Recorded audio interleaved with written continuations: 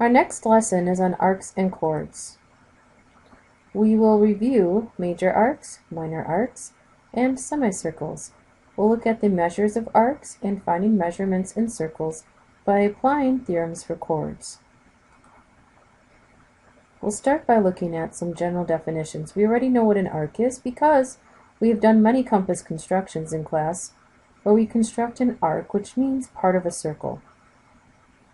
We have a central angle, which is an angle whose vertex is the center of the circle. That would be angle ABC on the picture. We have a minor arc, which is a part of a circle with points interior to the angle ABC and endpoints A and C. That's this piece right here. A minor arc we know by its measurement. It is less than 180 degrees and is usually named by 2 letters.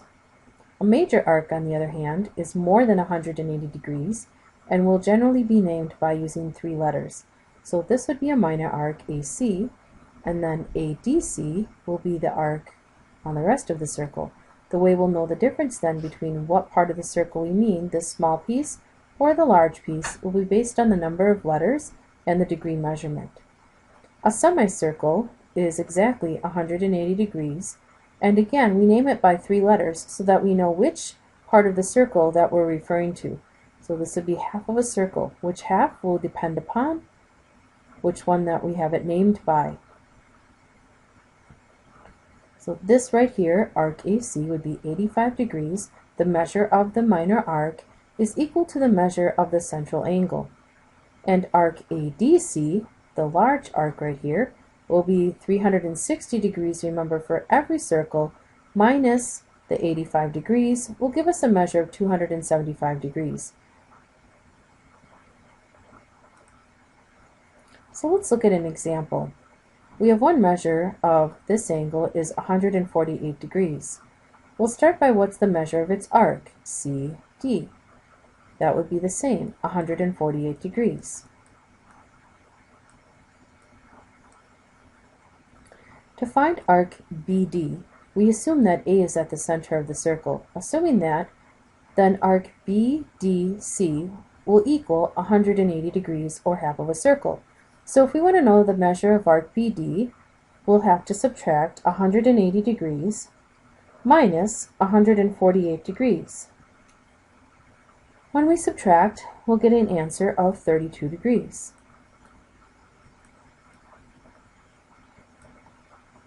Which is the same as the angle inside of the circle here. Arc BDC, we have to look at the order of the lettering, especially when it's going to be a major arc or semicircle. BDC then is a half of a circle, which is, or a semicircle as we call it, which is 180 degrees. Remember, semicircle is 180 exactly. A minor arc is less than 180 degrees. A major arc is more than 180 degrees. Next we have arc DCB. Notice by changing the order of lettering which arc it's going to be. So I go D to C to B. That would be this entire part of the circle. So one simple way you could figure it out is the entire circle is 360 degrees. If I take 360 degrees minus the 32 degrees, we're left with 328 degrees.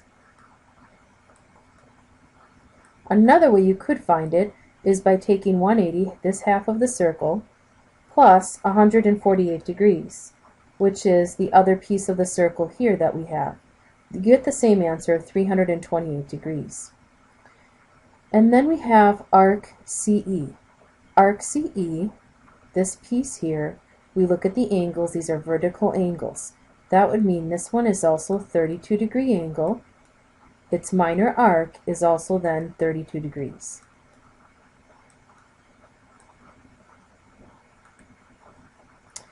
Here's a theorem about chords of circles. In the same circle or congruent circles, 2 minor arcs are congruent if their corresponding chords are congruent.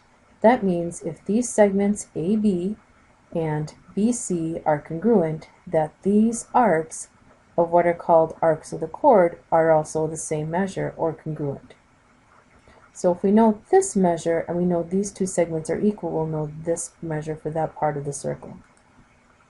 Our next one says if a diameter, that would be our diameter here, is perpendicular to a chord, here's our chord, DF, the diameter bisects the chord. Remember, bisects means divides it into two equal parts, and the arcs, which means that these two segments, DE and EF, are congruent, as it says over here, and that the arc, DG and FG, are going to be congruent or the same measure.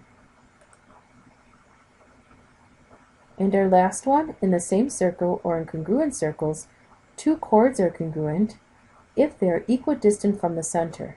Here they're showing the center. These are showing the same distance. That would make this chord right here the same length as this chord right here. And that's our lesson for today.